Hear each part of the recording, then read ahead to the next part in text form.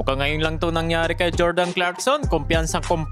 Katakot-takot yung nangyari sa pair na to. Nang bato pa dito ng bola si Desmond Bain. Mukhang may mangyayaring gulo. Ang daming ganap sa laban ni Kabayan. Tapatang Orlando Magic versus sa New York Knicks. May nagbabalik sa lineup ng Magic na si Paolo Banchero. Samantalang sa Knicks, wala naman ditong Karl Anthony Towns. At si Mitchell Robinson munang inilagay sa starting lineup. Mikal Bridges, agad niya ditong sinimulan ng kanyang driving layup to start the game. 4 straight points para dito sa opening frame. Habang sa kabila, dalawang sunod na tres ang binitawan ni Paolo Banchero at Franz Wagner na tumalbog pa yung bola. At nakalamang na nga dito ang visiting team mula sa corner 3 ni Wendell Carter. Gandang alley-oop assist pa dito sa kanya ni Franz Wagner. At unang napa-timeout dito ang home team after ng 3 points ni Franz Wagner. Pagkatapos naman dito ng timeout, Miles McBride kumana ng jump shot. At Franz Wagner, muli niya ditong inumpisahan yung opensa para sa Magic. Gandang alley play na sana to, hindi nga lang nakompleto. Kaso nga lang mga idol, itong pagbagsak ni Franz Wagner ay namilipit siya sa sobrang sakit dahil sa contested defense ni Hot Courty. Pagkatapos ditong review ng officials, tinawagan lang ng loose ball foul. And after nyan, muli ditong nakadikit ang Knicks. Yabosali mula sa corner 3 at Jalen Bronson, pasok ito kanyang step back jumper, counted and foul. Sa last 2 minutes, napinasok naman itong si Jordan Clarkson. Nice ball movement at nakalamang na nga sila dito. With total of 14 points na itong si Jalen Bronson, leading scorer sa first quarter para dito sa Knicks. At sinusundan naman yan dito ni OG Anunoby. Final seconds, heto, Jalen Bronson, 1-on-1 sila ng Banchero. Nakakapag-commit pa dito ng foul. Kaya natapos dito ang first quarter sa 35-31. Sa start dito ng second quarter, eto, Bridges to Robinson, alley-oop play. Agad ditong napatawag ng timeout ang visiting team sa baseline drive and finish ni OG Anunoby. After ng timeout, Desmond Bain, first basket. Nagatin naman dito ng 3 si Kabayan na imintis nga lang. At buti na rebound ni Robinson. OG Anunoby, nating bad net. Back-to-back 3 niya pa dito mga idol. Total of 10 points. Yun nga lang, nawi naman siya dito sa foul trouble. Nakakatatlong foul na. At sabay naman sila ditong pinagpahinga ni Kabayan. Under sa 6 minutes mark, good defense naman dito ng New York Knicks.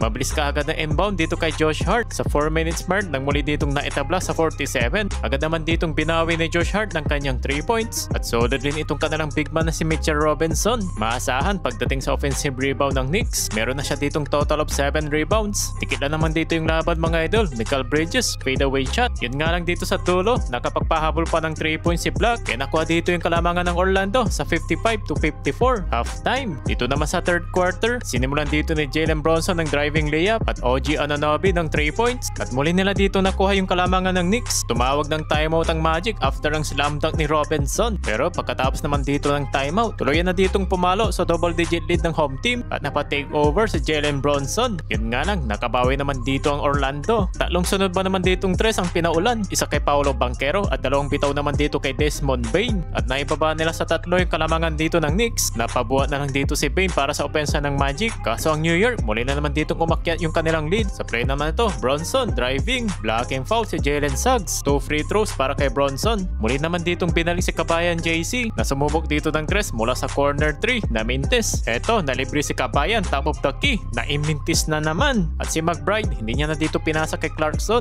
Pero ang good thing naman dito kay JC ay talaga naman na nakikipag-agawan sa rebound. Yun nga lang, natawagan naman dito ng lost ball foul. 9 points advantage naman dito ang Knicks, 82-73, end of the third quarter. Eto, final fourth quarter na tayo mga idol. Still, nasa lineup pa rin si Kabayan. Nagmula naman dito yung kanilang opensa para sa Knicks. OG Anunoby, nakapukol pa dito ng 3 at nakapag-steals na uwi sa fast break points ni Mikal Bridges. Agad na patawag ng timeout ang Magic. At dito naman sila nakabawi after the timeout. Nang dahil na nga dito kay Black, muling naibaba nila sa 11 points lead ng Knicks. At heto mga idol, Jordan Clarkson na libre. Bitin yung kanyang tira. Mukhang pagod itong si JC. Mukhang wala sa kondisyon si Kabayan. 0 out of 5 siya sa field at 0 out of 4 naman sa 3-point line. Na turnover pa si Bronson na ibaba sa single digit ng home team. Pagkatapos naman yan, napapanto naman dito ng bola si Bain.